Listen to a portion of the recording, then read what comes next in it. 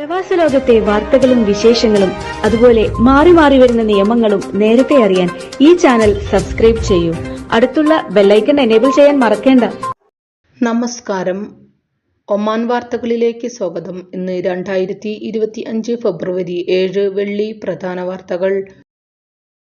ഇന്ന് മുതൽ ഞായറാഴ്ച വരെ രാജ്യത്ത് ഒരു ന്യൂനമർദ്ദം ബാധിക്കുമെന്ന് ഒമാൻ സിവിൽ ഏവിയേഷൻ അതോറിറ്റി മുന്നറിയിപ്പ് നൽകി. മുസന്തം ഗവർണറേറ്റ്, ഒമാൻ തീരദേശ മേഖലകൾ, അൽഹജർ പർവ്വതനിരകളുടെ സമീപ പ്രദേശങ്ങൾ എന്നിവിടങ്ങളിൽ ഭാഗിക മഴയ്ക്ക് സാധ്യതയുണ്ടെന്നും മുന്നറിയിപ്പിൽ വ്യക്തമാക്കി. ഈ ദിവസങ്ങളിൽ കാറ്റിനും ഉയർന്ന തിരമാലകൾക്കും സാധ്യതയുണ്ട്. താപനിലയിലെ കുറവുണ്ടാകുമെന്നും സിവിൽ ഏവിയേഷൻ അറിയിച്ചു. നിലവിൽ പ്രഭാതങ്ങളിലും രാത്രികാലങ്ങളിലും കനത്ത തണുപ്പ് അനുഭവപ്പെടുന്നുണ്ട്. രാത്രികാലങ്ങളിൽ താപനില താഴ്ന്ന നിലയിലാണ്. പലയിടത്തും 20 ഡിഗ്രി സെൽഷ്യസിൽ താഴെയാണ് ചൂട് രേഖപ്പെടുത്തിയിട്ടുള്ളത്. ഏറ്റവും കുറഞ്ഞ താപനില രേഖപ്പെടുത്തിയിരിക്കുന്നത് സൈക്കിൾ ആണ്. കേരളമടക്കമുള്ള വിവിധ ഇന്ത്യൻ സെക്ടറുകളിൽ വീണ്ടും സർവീസുകൾ വെട്ടിക്കുറച്ച് എയർ ഇന്ത്യ എക്സ്പ്രസ്. മസ്കത്ത് അന്താരാഷ്ട്ര വിമാനത്താവളത്തിൽ നിന്ന് പുറപ്പെടുന്ന 14 വിമാനങ്ങൾ ആണ് റദ്ദാക്കിയിരിക്കുന്നത്. ഫെബ്രുവരി 9 മുതൽ പ്രാബല്യത്തിൽ വരുന്ന റദ്ദാക്കലുകൾ മാർച്ച് 25 വരെ തുടരും. തിരുവനന്തപുരം, ചെന്നൈ, തിരുച്ചിറപ്പള്ളി സെക്ടറുകളിലേക്കുള്ള സർവീസുകൾ റദ്ദാക്കിയവയിൽ പെടുന്നു. രാവിലെ 8:40 തിരുവനന്തപുരത്ത് നിന്ന് പുറപ്പെട്ട് ഒമാൻ സമയം 11:10 മസ്കത്തിൽ എത്തുന്ന വിമാനവും അന്നേ ദിവസം മസ്കത്തിൽ നിന്ന് 12:30 പുറപ്പെട്ട് 6:10 തിരുവനന്തപുരത്തും എത്തുന്ന വിമാനവും റദ്ദാക്കിയിരിക്കുന്നു. ഇതിനു പുറമെ ഫെബ്രുവരി 16 മുതൽ മാർച്ച് 16 വരെയുള്ള ഞായറാഴ്ചകളിൽ മസ്കത്ത് തിരുവനന്തപുരം സർവീസുകളും ഒഴിവാക്കിയിട്ടുണ്ട്. ഫെബ്രുവരി 9, 17 മംഗലാപുരം, ഫെബ്രുവരി 11 മുതൽ മാർച്ച് 25 വരെയുള്ള തീയതികളിൽ മസ്കത്ത്, ചെന്നൈ, ഫെബ്രുവരി 17 മുതൽ മാർച്ച് 17 വരെ മസ്കത്ത്, തിരുച്ചിറപ്പള്ളി, ഫെബ്രുവരി 24 മുതൽ മാർച്ച് 24 വരെ മസ്കത്ത്, മംഗലാപുരം റൂട്ടുകളിലുമാണ് സർവീസ് റദ്ദാക്കിയത്. ഈ മാസം എയർ ഇന്ത്യ എക്സ്പ്രസിന്റെ കോഴിക്കോട്ടേക്കും കൊച്ചിയിലേക്കും കണ്ണൂരിലേക്കുമുള്ള സർവീസുകളും നേരത്തെ കുറച്ചിരിക്കുന്നു. ിൽ നിന്ന് കോഴിക്കോട്ടേക്ക് ആഴ്ചയിൽ എല്ലാ ദിവസവും സർവീസ് നടത്തിയിരുന്ന എക്സ്പ്രസ് ഫെബ്രുവരിയിൽ മാത്രം 9 സർവീസുകളാണ് റദ്ദാക്കിയത്. കാര്യമായി ബുധൻ, വ്യാഴം ദിവസങ്ങളിലെ സർവീസാണ് നിലച്ചിരിക്കുന്നത്. ഈ മാസം 9, 12, 15, 17, 19, 20, 24, 26, 27 തീയതികളിൽ സർവീസ് ലഭ്യമല്ല എന്ന അറിയിപ്പാണ് ലഭിക്കുന്നത്.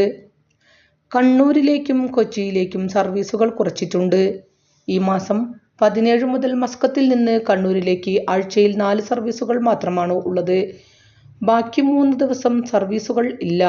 നേരത്തെ ആഴ്ചയിൽ 6 സർവീസുകളാണ് എയർ ഇന്ത്യ എക്സ്പ്രസ് നടത്തിയിരുന്നത്. ഈ മാസം 17 മുതൽ കൊച്ചിയിലേക്കും 4 സർവീസുകൾ മാത്രമാണ് നടത്തുന്നത്.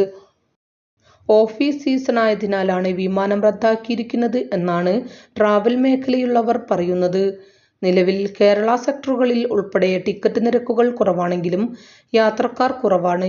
ഒമാൻ എയറിൽ ഉൾപ്പെടെ കുറഞ്ഞ നിരക്കിൽ ടിക്കറ്റുകൾ ലഭ്യമാണ്. 80 റിയാൽ താഴെ മാത്രമാണ് കേരളത്തിൽ പോയി വരാനുള്ള ടിക്കറ്റ് നിരക്ക്. കൂടുതൽ സൗജന്യ പാക്കേജ് അനുവദിച്ചും മറ്റും യാത്രക്കാരെ ആകർഷിക്കാനും വിമാന കമ്പനികൾ ശ്രമിക്കുന്നുണ്ട്. ഗസ മുനമ്പിലെയും അധിനിവേശ ഫലസ്തീൻ പ്രദേശങ്ങളിലെയും ജനങ്ങളെ മാറ്റിപ്പാർപ്പിക്കാനുള്ള ഏതൊരു ശ്രമത്തെയും തള്ളിക്കളയുന്നതായി ഒമാൻ. ഫലസ്തീൻ ജനതയ്ക്ക് അവരുടെ സ്വന്തം ഭൂമിയിൽ സ്വതന്ത്ര രാഷ്ട്രം സ്ഥാപിക്കാനുള്ള അവകാശത്തെ മാനിക്കണമെന്നും വിദേശകാര്യ മന്ത്രാലയം പ്രസ്താവനയിൽ ആവശ്യപ്പെട്ടു. ഫലസ്തീനികളെ അവരുടെ ഭൂമിയിൽ നിന്ന് മാറ്റാനുള്ള ഏതൊരു പദ്ധതിയും അന്താരാഷ്ട്ര നിയമങ്ങളുടെയും അന്താരാഷ്ട്ര പ്രമേയങ്ങളുടെയും ലംഘനമാണ്. ഇത് മേഖലയിലെ സുരക്ഷയ്ക്കും സ്ഥിരതയ്ക്കും ഭീഷണിയാണ്. ഫലസ്തീൻ ജനതയുടെ അവകാശങ്ങൾ സംരക്ഷിക്കുന്നതിൽ അന്താരാഷ്ട്ര സമൂഹം തങ്ങളുടെ ഉത്തരവാദിത്തം ഏറ്റെടുക്കണമെന്നും ഒമാൻ ആവശ്യപ്പെട്ടു. വടക്കൻ ഷർഖിയ ഗവർണറേറ്റിലെ ഇബ്ര വിലായത്തിൽ തൊഴിലുടമയുടെ വീട്ടിൽ നിന്ന് സ്വർണ്ണാഭരണങ്ങളും വിദേശ കറൻസികളും മോഷ്ടിച്ച സംഭവത്തിൽ വീട്ടുജോലിക്കാരിയെ റോയൽ ഒമാൻ പോലീസ് അറസ്റ്റ് ചെയ്തു. മോഷണം പോയ ആഭരണങ്ങളും കറൻസികളും പോലീസ് കണ്ടുകെട്ടി. ഷർഖിയ പോലീസ് കമാൻഡാണ് പ്രതിയെ പിടികൂടിയത്. പ്രതിക്കെതിരെ നിയമ നടപടികൾ സ്വീകരിച്ചു വരികയാണ്. വിലപിടിപ്പുള്ള വസ്തുക്കൾ സുരക്ഷിതമായി സൂക്ഷിക്കണമെന്ന് പോലീസ് നിർദ്ദേശിച്ചു. ഉംറ തീർത്ഥാടനത്തിനായി പുണ്യഭൂമിയിലെത്തുന്നവർക്ക് വാക്സിനേഷൻ നിർബന്ധമാക്കിയ തീരുമാനം പിൻവലിച്ചതായി സൗദി സിവിൽ ഏവിയേഷൻ അതോറിറ്റി അറിയിച്ചു. ഇതു സംബന്ധിച്ച് വിമാന കമ്പനികൾക്ക് സർക്കുലർ അയച്ചതായി അതോറിറ്റി എക്സിൽ കുറിച്ചു. നേരത്തെ സൗദി വാക്സിനേഷൻ നിർബന്ധമാക്കിയതോടെ ഒമാൻ ഉൾപ്പെടെയുള്ള രാജ്യങ്ങളിൽ വാക്സിൻ ലഭ്യമാക്കിയിരുന്നു. പുതിയ തീരുമാനം സൗദിയിലേക്ക് സർവീസ് നടത്തുന്ന എല്ലാ വിമാന കമ്പനികൾക്കും ബാധകമാക്കിയതായും സർക്കുലറിൽ വ്യക്തമാക്കി. നേരത്തെ ഫെബ്രുവരി മാസം 10 മുതലാണ് മെനിഞ്ചൈറ്റിസ് വാക്സിൻ നിർബന്ധമാക്കിയിരുന്നത്. പുതിയ സർക്കുലർ പ്രകാരം വാക്സിൻ എടുക്കാതെ തീർത്ഥാടകർക്ക് സൗദിയിലെത്താൻ കഴിയും. വിശുദ്ധ റംസാനിൽ പുണ്യഭൂമിയിൽ ഉംറ നിർവഹിക്കാനെത്തുന്ന ആയിരക്കണക്കിന് വിശ്വാസികൾക്ക് വലിയ ആശ്വാസമായിരിക്കുകയാണ് പുതിയ തീരുമാനം. മസ്കത്ത് ക്ലാസിക്കിന്റെ ഭാഗമായി ഇന്ന് തലസ്ഥാന നഗരിയിലും പരിസര പ്രദേശങ്ങളിലും ഭാഗികമായി ഗതാഗതം നിയന്ത്രിച്ചതായി റോയൽ ഒമാൻ പോലീസ് അറിയിച്ചു. മത്സരം കടന്നുപോകുന്ന പാതകളുടെ ഇരുവശങ്ങളിലും വാഹനം പാർക്ക് ചെയ്യരുതെന്നും പോലീസ് മുന്നറിയിപ്പ് നൽകി.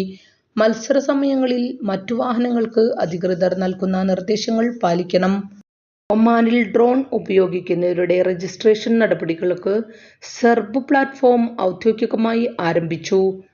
സിവിൽ ഏവിയേഷൻ അതോറിറ്റിയുടെ മേൽനോട്ടത്തിൽ പ്രവർത്തിക്കുന്ന സെർബിന്റെ ലോഞ്ചിങ് മന്ത്രിസഭാ council general secretary general doctor Kamil bin Fahad al സഈദിന്റെ കാർമ്മികത്വത്തിൽ നടന്നു. വിനോദ ആവശ്യങ്ങൾക്കുൾപ്പെടെ ഡ്രോണുകൾ ഉപയോഗിക്കുന്നവർ രജിസ്ട്രേഷൻ ഉറപ്പുവരുത്തണം. ഇതുവഴി ലൈസൻസ് നേടാനും സാധിക്കും. ഡ്രോണുകളുടെ പ്രവർത്തനങ്ങളെ നിയന്ത്രിക്കുന്നതും സെർബ് പ്ലാറ്റ്ഫോമിലെ രജിസ്ട്രേഷൻ അടിസ്ഥാനപ്പെടുത്തിയായിരിക്കും. അതേസമയം ഒമാനിൽ വാണിജ്യ ആവശ്യങ്ങൾക്കോ സർക്കാർ പദ്ധതികൾക്കോ ഡ്രോണുകൾ ഉപയോഗിക്കുന്നവർ സിവിൽ ഏവിയേഷൻ വിഭാഗം അംഗീകരിച്ച ഏതെങ്കിലും ട്രെയിനിങ് സെന്ററുകളിൽ നിന്ന് UAS ഉപയോഗിക്കുന്നതിനുള്ള പരിശീലനം പൂർത്തിയാക്കിയ സർട്ടിഫിക്കറ്റ് നേടിയിരിക്കണമെന്ന് CAA നേരത്തെ ഉത്തരവിറക്കിയിരുന്നു. അതേസമയം രാജ്യത്ത് സുരക്ഷിതമല്ലാത്ത രീതിയിൽ ഡ്രോണുകൾ ഉപയോഗിച്ചാൽ 600 ഒമാനി റിയാൽ വരെ പിഴ അടയ്ക്കേണ്ടി വരും.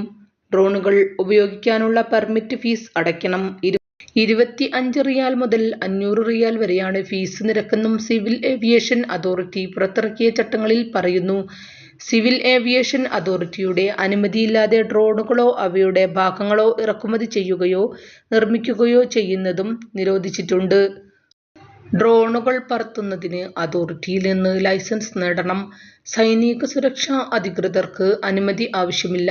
250 ഗ്രാമിൽ കൂടുതൽ ഭാരമില്ലാത്ത ചിത്രമെടുക്കുന്ന ഉപകരണമോ ഡാറ്റ ശേഖരണത്തിനുള്ള സെൻസറുകളോ ഇല്ലാത്തവയും ഇതേ സവിശേഷതകളുള്ള കളിപ്പാട്ട ഡ്രോണുകളും കെട്ടിടത്തിനകത്ത് ഉപയോഗിക്കാനും അനുമതി വേണ്ട. 1 വർഷത്തേക്കാണ് ലൈസൻസ് നൽകുക. ഇത് പിന്നീട് പുതുക്കാം. അപേക്ഷകന് 18 വയസ്സ് പൂർത്തിയാകണം. ആളില്ലാ വിമാനം ഇൻഷ്വർ ചെയ്യപ്പെടുകയും അത് പറത്താനുള്ള പ്രത്യേക ലൈസൻസും വേണം. ലൈസൻസ് ഇല്ലാതെ പറത്തിയാൽ 500 റിയാൽ ആണ് പിഴ.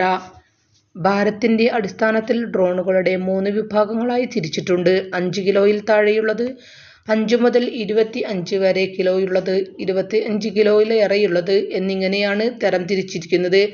5 കിലോയിൽ താഴെയുള്ളതിന്റെ ലൈസൻസിന് 25 റിയാലാണ് ഫീസ്. അതേസമയം സർക്കാർ ഏജൻസികളും ചെറുകിട വാണിജ്യ കമ്പനികളും 100 ഒമാനി റിയാൽ അടയ്ക്കണം. വലിയ വ്യാപാര സ്ഥാപനങ്ങളാണെങ്കിൽ 300 റിയാൽ ആണ് ഫീസ്. 5 കിലോയിലേറെയുള്ളതിന്റെ ലൈസൻസിന് 400-500 റിയാലാണ് വൻകിട സ്ഥാപനങ്ങൾക്കുള്ള ഫീസ്. സർക്കാർ സ്ഥാപനങ്ങൾക്കും ചെറുകിട വ്യാപാര സ്ഥാപനങ്ങൾക്കും 150-300 റിയാലാണ് ഫീസ്. ഡ്രോണുകൾ പറത്താനുള്ള നിയമങ്ങളും സാങ്കേതിക സുരക്ഷാ നിയന്ത്രണങ്ങളും പാലിച്ചില്ലെങ്കിൽ 600 റിയാലും ലൈസൻസിൽ പറഞ്ഞ സമയവും സ്ഥലവും പരിഗണിച്ചില്ലെങ്കിൽ 300 റിയാലും പിഴ അടയ്ക്കേണ്ടി വരും. പുതിയ നിയമങ്ങളിൽ പറയുന്നു. ഇതോടുകൂടി ഇന്നത്തെ വാർത്തകളും വിശേഷങ്ങളും ഇവിടെ അവസാനിക്കുന്നു. കൂടുതൽ വാർത്തകളും വിശേഷങ്ങളുമായി നാളെ കാണാം. നന്ദി, നമസ്കാരം.